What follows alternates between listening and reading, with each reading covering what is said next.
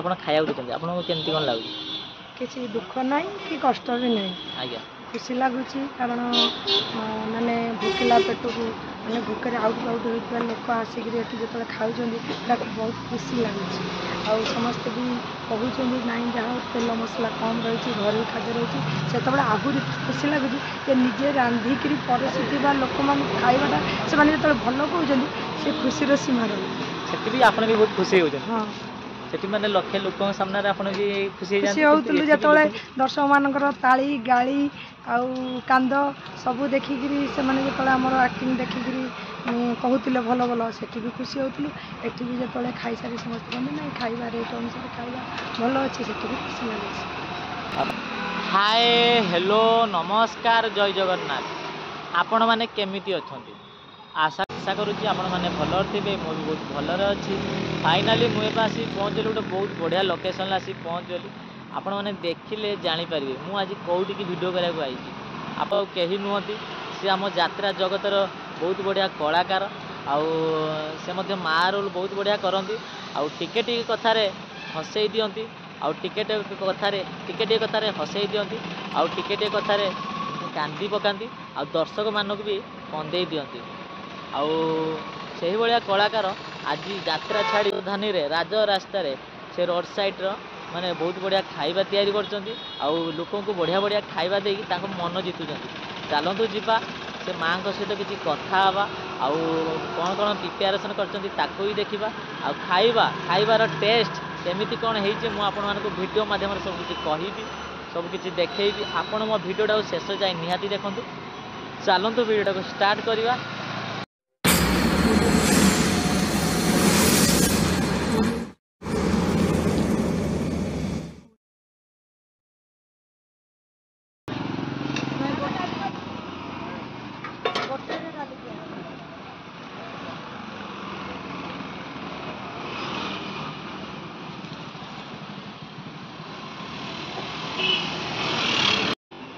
ମା ନମସ୍କାର। ଜୟ ଜଗନ୍ନାଥ। ଜୟ ଜଗନ୍ନାଥ। ଆପଣ କେମିତି ଅଛନ୍ତି? ଭଲ ଅଛି। ଆଉ ଆପଣଙ୍କ ନାଁଟା ଟିକେ ଦର୍ଶକଙ୍କୁ ଟିକେ କୁହନ୍ତୁ। ଦର୍ଶକ ତ ମୋତେ ଜାଣିଛନ୍ତି, ତଥାପି ଆଜ୍ଞା। ମୁଁ ହେଉଛି ସେଇ ଦର୍ଶକମାନଙ୍କ ପ୍ରିୟ ଅଭିନେତ୍ରୀ।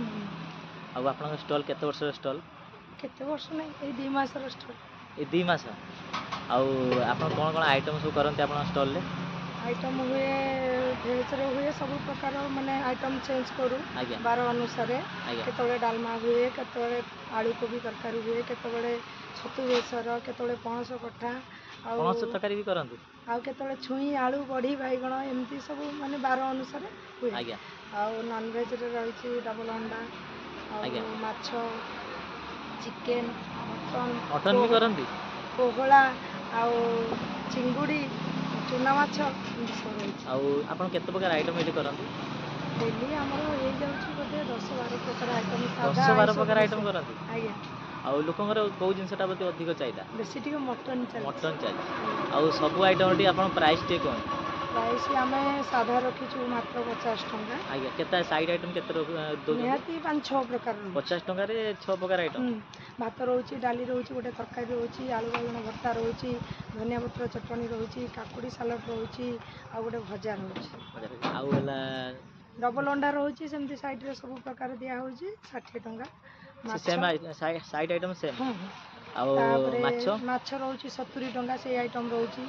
ଆଉ ଚିକେନ୍ ବି ରହୁଛି, ସେଇ ଆଇଟମ୍ ରହୁଛି 100 ଟଙ୍କା। ଆଉ ମଟନ୍ ରହୁଛି 130 ଟଙ୍କା, ସେଇ ଆଇଟମ୍ ରହୁଛି। ଡବଲ୍ ଅଣ୍ଡା ରହୁଛି 60 ଟଙ୍କା। ଆଉ ମଟନ୍ ଯେଉଁ ଦେଉଛନ୍ତି 130 ଟଙ୍କାରେ, ମାନେ ଆମର ସାଇଡ଼୍ ଆଇଟମ୍ ସେମ୍ ରହୁଛି ନା? ହଁ ମଟନ୍ କେତେ ପିସ୍ ଦେଉଛନ୍ତି? ମଟନ୍ ରହୁଛି 3 ପିସ୍ ମଟନ୍ ରହୁଛି, ଗୋଟେ ଆଳୁ ରହୁଛି। ପଛରେ ଯେଉଁମାନେ ମାଗୁଛନ୍ତି ଆଳୁ ମାଗୁଛନ୍ତି ଦିଆହେଉଛି, ଏମିତି କିଏ ମାଗିଦେଲେ ଗୋଟେ ଦିଆହେଉଛି। ମାନେ ସମସ୍ତେ ମାନେ ଯାତ୍ରା ମାନେ ଦେଖିବାକୁ ବହୁତ ଲୋକ ବି ଭଲ ପାଆନ୍ତି, ଆଉ ଲୋକଙ୍କୁ ଆପଣ ବି ମାନେ କନ୍ଦେଇ ଦିଅନ୍ତି ଗୋଟେ କଥାରେ, ଆଉ ଗୋଟେ କଥାରେ ହସେଇ ଦିଅନ୍ତି। ମାନେ ଆପଣଙ୍କ ଯାତ୍ରା ଛାଡ଼ିକି ରାସ୍ତା କଡ଼ରେ ଆପଣ ଖାଇବାକୁ ଦେଉଛନ୍ତି, ଆପଣଙ୍କୁ କେମିତି କ'ଣ ଲାଗୁଛି? କିଛି ଦୁଃଖ ନାହିଁ କି କଷ୍ଟ ବି ନାହିଁ, ଆଜ୍ଞା। ଖୁସି ଲାଗୁଛି କାରଣ ମାନେ ଭୋକିଲା ପେଟକୁ ମାନେ ଭୋକରେ ଆଉଟ ହେଉଥିବା ଲୋକ ଆସିକିରି ଏଠି ଯେତେବେଳେ ଖାଉଛନ୍ତି ତାକୁ ବହୁତ ଖୁସି ଲାଗୁଛି। ଆଉ ସମସ୍ତେ ବି କହୁଛନ୍ତି ନାଇଁ ଯାହା ହଉ ତେଲ ମସଲା କମ୍ ରହିଛି, ଘରୋଇ ଖାଦ୍ୟ ରହିଛି, ସେତେବେଳେ ଆହୁରି ଖୁସି ଲାଗୁଛି ଯେ ନିଜେ ରାନ୍ଧିକିରି ପରଷିଥିବା ଲୋକମାନଙ୍କୁ ଖାଇବାଟା ସେମାନେ ଯେତେବେଳେ ଭଲ କହୁଛନ୍ତି ସେ ଖୁସିର ସୀମା ରହୁଛି। ସେଠି ବି ଆପଣ ବି ବହୁତ ଖୁସି ହେଉଛନ୍ତି। ହଁ, ସେଠି ମାନେ ଲକ୍ଷେ ଲୋକଙ୍କ ସାମ୍ନାରେ ଆପଣ ବି ଖୁସି ଖୁସି ହେଇଯାନ୍ତି। ହେଉଥିଲୁ ଯେତେବେଳେ ଦର୍ଶକମାନଙ୍କର ତାଳି ଗାଳି ଆଉ କାନ୍ଦ ସବୁ ଦେଖିକିରି ସେମାନେ ଯେତେବେଳେ ଆମର ଆକ୍ଟିଂ ଦେଖିକିରି କହୁଥିଲେ ଭଲ ଭଲ, ସେଠି ବି ଖୁସି ହେଉଥିଲୁ। ଏଠି ବି ଯେତେବେଳେ ଖାଇସାରି ସମସ୍ତେ କହନ୍ତି ନାଇଁ ଖାଇବା ରେଟ୍ ଅନୁସାରେ ଖାଇବା ଭଲ ଅଛି, ସେଠି ବି ଖୁସି ଲାଗୁଛି। ଆଉ ଆପଣ ଯାତ୍ରାରେ ମାନେ ବେଶୀ ତ ମା ରୋଲ୍ ତ ବେଶୀ କରନ୍ତି, ମାନେ ମା ରୋଲ୍ କଲେ ସେଇଟା ମାନେ ଆମ ଅଭିନୟ ଯଦି ଦର୍ଶକମାନଙ୍କ ମନକୁ ଛୁଏଁ, ଯଦି ଆମେ ମାନେ କାନ୍ଦ ରୋଲ୍ କଲୁ, ଯଦି ତାଙ୍କ ମନକୁ ଛୁଇଁଲା, ଯଦି ଆମେ ଦର୍ଶକକୁ କନ୍ଦେଇ ପାରିଲୁ, ତାହେଲେ ଆମେ ଜାଣିବୁ ନିଶ୍ଚୟ ଆମ ରୋଲ୍ଟା ସେଇଟା ସକ୍ସେସ୍ ହେଲା। ଆଉ ଯଦି ଗୋଟେ ହସ ରୋଲ୍ କରୁଛୁ, ଯଦି ଲୋକମାନେ ହସି ପାରିଲେ ସେଇଟା ବି ଆମର ସଫଳତା। ଆଉ ଯଦି ଆମେ ଗୋଟେ ରାଗି ରୋଲ୍ କରୁଛୁ କି କଡ଼ା ରୋଲ୍ କରୁଛୁ, ଲୋକମାନେ ଯଦି ଆମକୁ ଗାଳି ଦେଲେ ସେଇଟା ବି ଆମ ପାଇଁ ଗୋଟେ ସକ୍ସେସ୍। ଆଉ ଆପଣ କୋଉ ରୋଲ୍ ବେଶୀ କରନ୍ତି? ମା ରୋଲ୍ ତ ମା ରୋଲ୍ କରେ, ଆଉ ମୁଁ ବି କମେଡ଼ି କରିଛି, ନେଗେଟିଭ୍ କରିଛି, ହିରୋଇନ୍ କରିଛି, ଆଉ ସବୁ ପ୍ରକାର କରିଛି। କିନ୍ତୁ ସବୁ ରୋଲ୍ ଆପଣ କରନ୍ତି, କିନ୍ତୁ ମା ରୋଲ୍ଟା ଆପଣଙ୍କୁ ବହୁତ ମାନେ ସୁଟ୍ କରେ ପଟେ। ସମସ୍ତେ କୁହନ୍ତି। ଆଉ ଆପଣ କୋଉ ଆକ୍ଟର ସହିତ ବେଶୀ ମାନେ କାମ କରିଛନ୍ତି? ମୁଁ କରିଛି ଦୈତାରୀ ନନା, ମିଥୁନ ଆପା, ରତି ଭାଇ, ବିନୋଦ ଭାଇ, ବେବିନା, ରୀନା ଅପା, ଆଉ ଆକାଶ, ଜୀବନ ଭାଇ, ଧୀର ନନା, ସୁରେଶ ମା, ପ୍ରତାପ ମଉସା, କିନ୍ତୁ କହିହେବନି ବହୁତ। ଆଉ ଗୋଟେ ପିୟୁଷ ସାର୍ଙ୍କ ସହିତ ଆପଣ ପିୟୁଷ ମା ରୋଲ୍ କରିଥିଲେ? ମା ରୋଲ୍ କରିଥିଲି, ସେଇଟା ତ ପୁରା କହନ୍ତି ନା ଇନଷ୍ଟାରେ ପୁରା ଭାଇରାଲ୍ ମାନେ ହେଇଥିଲା। ସେଇ ରୋଲ୍ରେ ବି ଆପଣ ବହୁତ କାନ୍ଦିଛନ୍ତି। ସେ ରୋଲ୍ରେ ସେଇଟା ହେଉଛି ମୋର, ମୁଁ କାନ୍ଦିନି ମାନେ କନ୍ଦେଇଛି ହିରୋଇନ୍କୁ। ଆମକୁ ବି କାନ୍ଦ ଲାଗେ ସେଇଟା ଦେଖିଲେ। ଆଉ ଆପଣ ଜୀବନରେ ପରିଶ୍ରମ କେତେ କରିଛନ୍ତି? ବହୁତ ପରିଶ୍ରମ କରିଛି। ତା ବିଷୟରେ କିଛି କୁହନ୍ତୁ।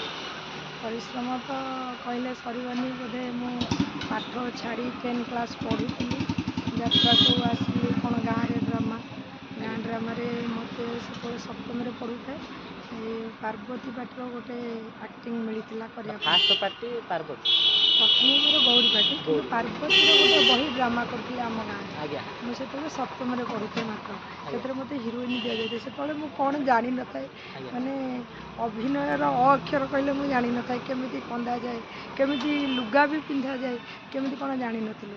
କିନ୍ତୁ ସେଇ ଗାଁ ଡ୍ରାମା ଆଜି ମୋତେ ଆଣିକରି ଦର୍ଶକମାନଙ୍କ ପାଖରେ ପହଞ୍ଚେଇ ପାରିଛି। ଆଜ୍ଞା କାରଣ ସେଇ ଡ୍ରାମାରେ ମୁଁ ଗୋଟେ ରାକେଶ କ୍ୟାରେକ୍ଟର କରିଥିଲି।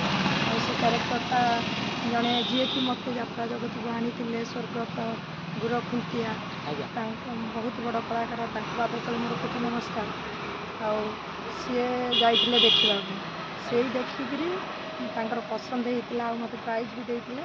ତାପରେ ସେଇ ମୋତେ ଯାତ୍ରା ଜଗତକୁ ଆଣିବା ପାଇଁ ପ୍ରସ୍ତାବ ଦେଇଥିଲେ, ଆଉ ତାଙ୍କ ପାଇଁ ମୁଁ ଆଜି ଏଠି ଠିଆ ହେଇଛି। ତାଙ୍କରି ପାଇଁ ଏଇ ଜାଗାରେ ଆପଣ ଅଛନ୍ତି। ଆଜ୍ଞା। ଆଉ ଏବେ ଆଉ ଆପଣ ମାନେ ଯାତ୍ରା ଲାଇନରେ ମାନେ କରୁନାହାନ୍ତି କ'ଣ ପାଇଁ? ଛାଡ଼ିଛି କ'ଣ, ମୁଁ ଯେଉଁ ପାର୍ଟିରେ ଥିଲି ସେ ପାର୍ଟି ବନ୍ଦ ହେଇଗଲା ତ ଏ 2 ମାସ ହେଲା।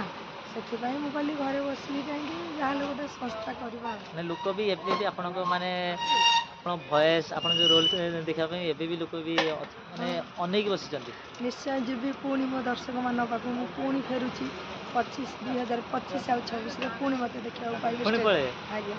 ଏଇଥର ଯେଉଁ ଯିବେ, ମାନେ କୋଉ ରୋଲ୍ଟା କରିବାର ଆପଣ ଅଛି, ପ୍ଲାନିଂ ଅଛି? ସେଇ ତ ମୁଁ ତ ମା ସମସ୍ତଙ୍କର ଆଉ। ସମସ୍ତଙ୍କର ମା। ଆଉ ମୁଁ ବି ଯେତେବେଳେ ବି ଆମ ଘରେ ଯେତେବେଳେ ଟିଭି ଦେଖେ, ମୋ ମା ବେଶୀ ଯାତ୍ରା ଦେଖନ୍ତି। ଆପଣଙ୍କର ଗୋଟେ ଗୋଟେ ସିନ୍ ମୁଁ ବି ଦେଖେ, ମୋତେ ଯାତ୍ରା ଦେଖିଲେ ଜଗନ୍ନାଥଙ୍କ ପାଖରେ ପ୍ରାର୍ଥନା କରୁଛି, ଆଜ୍ଞା ଜଗନ୍ନାଥ ଆପଣଙ୍କ ମାଆଙ୍କୁ ଦୀର୍ଘାୟୁ କରନ୍ତୁ, ସେମିତି ସୁସ୍ଥ ରଖନ୍ତୁ। ଆଉ ମ୍ୟାଡ଼ାମ୍ ଯେକୌଣସି ଗୋଟେ ମିଲ୍ 50 ଟଙ୍କା ଦେଇକି ଭେଜ୍ ଖାଉ କି ନନ୍ଭେଜ୍ ଖାଉ, ଯଦି ପଛରେ ଯଦି ଯିଏ ଭାତ ନେବ କି ଡାଲି ନେବ, ନିଶ୍ଚୟ ପେଟ ପୁରା ଖାଇବାକୁ ଆଉ ଦେବୁ। ପଛରେ ଆଉ ଚାର୍ଜେସ୍ ଲାଗିବ? ନା କିଛି ନାହିଁ, ପଛରେ ଆଉ ଚାର୍ଜେସ୍ ଲାଗିବ? ଯେପର୍ଯ୍ୟନ୍ତ ତାଙ୍କ ପେଟ ପୁରିଆ ଯାଏ ଖାଇଲେ କିଛି ଚାର୍ଜେସ୍ ନାହିଁ। ଆଉ ଆପଣଙ୍କ ଲୋକେସନ୍ଟା ଟିକେ କୁହନ୍ତୁ। ଆମର ହେଉଛି IG ପାର୍କ, BSNL ଅଫିସ୍ ସାମ୍ନା, ଭୁବନେଶ୍ୱର। ଆଉ ଆଜି ଭିଡ଼ିଓ ହେଉଛି ଆପଣ କେତେ ଖୁସି? ବହୁତ ଖୁସି। ଜୟ କହିବେ ଏଇଟା ଭାତ, এটা ମାନେ ଉଷୁନା ନା ଅରୁଆ? ଏଇଟା ଅରୁଆ ଭାତ, ଅରୁଆ ଭାତ। ଉଷୁନା ବି ଅଛି। ଉଷୁନା ବି ହଁ, ଅଛି? ଯିଏ ଯାହା ଖୋଜୁଛନ୍ତି ଦିଆହେଉଛି। ଆଜ୍ଞା। ଏଇଟା ଧନିଆ ପତ୍ର ଚଟଣି, ଏଇଟା ଛତୁ ଆଳୁ ବେସର, ଛତୁ ଆଳୁ ବେସର ଆଜ୍ଞା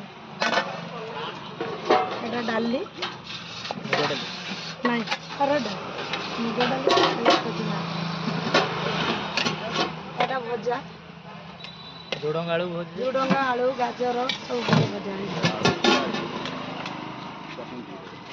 ଏଇଟା ଆଳୁ ବାଇଗଣ ଭର୍ତ୍ତା ଆଳୁ ବାଇଗଣ ଭର୍ତ୍ତା ଆଜ୍ଞା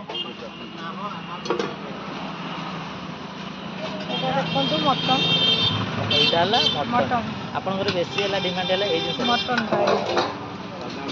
ଏଇଟା ଚିକେନ ଦେଖନ୍ତୁ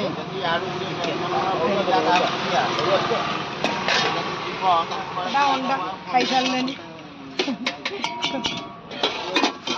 ଏଇଟା ବି ମାଛ ଦେଖନ୍ତୁ ମାଛ ଏଇଟା କି ମାଛ ଏଇଟା ଭାକୁର ମାଛ ଠାକୁର ସାଇଜ୍ ପିସ୍ ମୁଁ ଆପଣମାନଙ୍କୁ ଗହଳିଟା ଦେଖାଉଛି ଆପଣମାନେ ଗହଳିଟା ଭଲ ଭାବେ ଦେଖିପାରୁଥିବେ ମାନେ ମୁଁ ଆସୁ ଆସୁ ଲୋକଙ୍କ ଗହଳିଟା ଦେଖିପାରୁଥିବେ ଆଉ ଖାଇବା ପାଇଁ ଲୋକଙ୍କ ଲମ୍ବା ଲାଇନ୍ ଲାଗିଛି ମାନେ ମୁଁ ଆସୁ ଆସୁ ଗହଳି ଏଇଭଳିଆ ଆହୁରି ଟାଇମ୍ ବହୁତ ଅଛି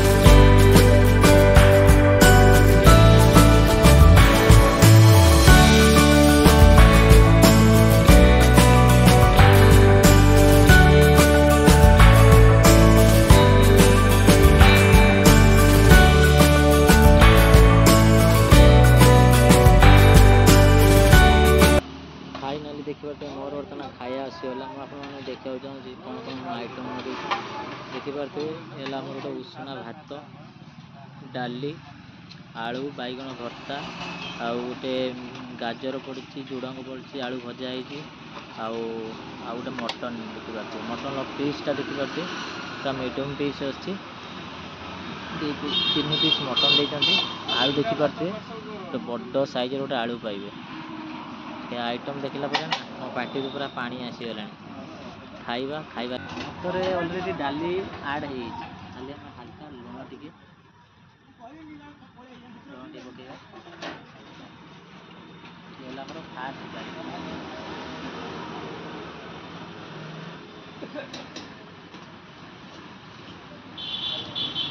ଡାଲିଟା ବହୁତ ଯେତେବେଳେ ଭିଡ଼ିଓ କରେ ଫାଷ୍ଟ ଆମେ ମଟନ୍ ଟ୍ରାଏ କରନ୍ତି କିନ୍ତୁ ଆଜି ଚେଞ୍ଜ ଆଜି ଆମେ ଗୋଟେ ଭର୍ତ୍ତା ଟ୍ରାଏ କଲେ ତାପରେ ଭଜା ଟ୍ରାଏ କଲେ ତାପରେ ଗୋଟେ ଦେଇଛନ୍ତି ଗୋଟେ ଚାଟଣି ଦେଇଛନ୍ତି ଦେଖିବାକୁ ସେଇଟା ମନେ ନାହିଁ ଧନିଆ ଆଉ ପତ୍ର କିଛି ଚାଟଣି ଦେଇଛନ୍ତି ଆଜି ସାଧାଠୁ ଷ୍ଟାର୍ଟ କରିବା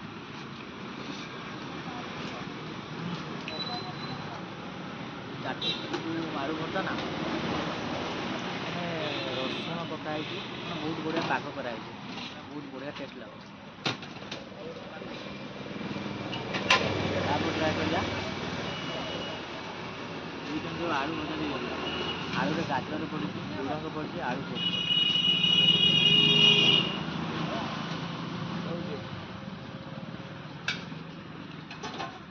ବହୁତ ବଢ଼ିଆ ଟେଷ୍ଟ ହେଇଛି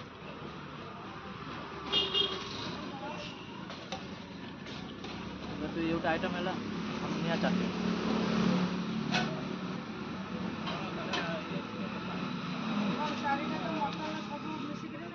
चटनी ना पखाड़ सहित खाइबे पूरा मजा आसीज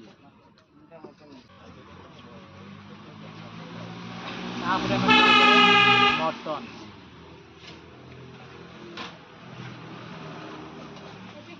अधा आलू गोटे आलू देखते साइज आलू अधा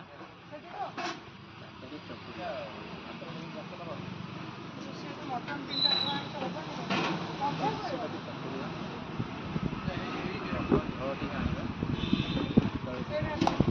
भलसे चकुड़ा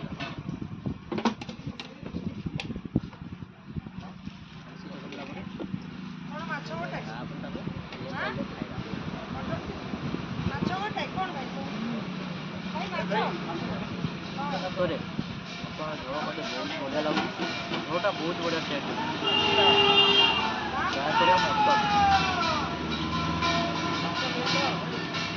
ପିସ୍ଟା ଥିବା ମିଡ଼ିୟମ୍ ପିସ୍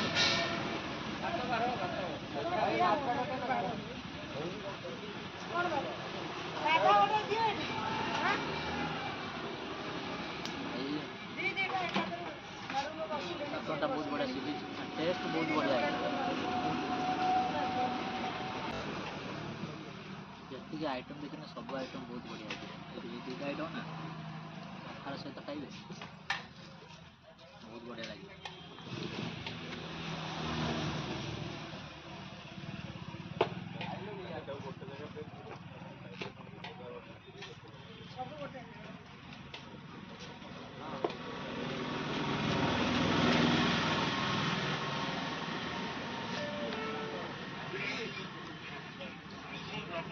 ନା ବଟିଟା ଟିକେ ଖଟା ଟିକେ ପଡ଼ୁଛି ସେଥିପାଇଁ ବହୁତ ବଢ଼ିଆ ଲାଗୁଛି।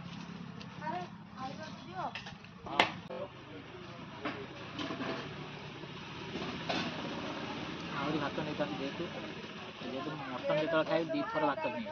ତ ଆଜି ଭାତ ଥରେ ନେଲି କାହିଁକି ମୁଁ ଆସୁ ଆସୁ ବାଟରେ ଖାଇଦେଲି ସେଥିପାଇଁ ଭାତ କମ୍ ନେଲି। କୌଣସି ଆଇଟମ୍ ମୁଁ ଆଉ ପଛରେ ଅର୍ଡ଼ର କରିନି ଯେହେତୁ ମୁଁ ଆସୁ ଆସୁ ଖାଇଦେଲି ସେଥିପାଇଁ କମ୍ ଖାଇବାକୁ ପଡ଼ିବ।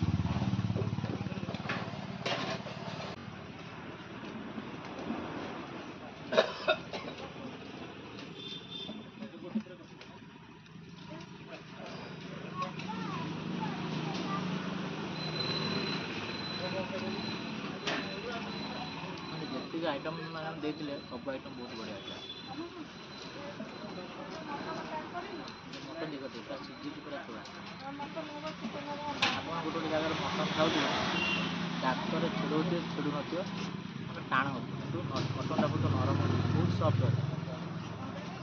ନରମ ରହିଲେ ଟିକେ ଖାଇବାକୁ ଟିକେ ଭଲ ଲାଗିବ।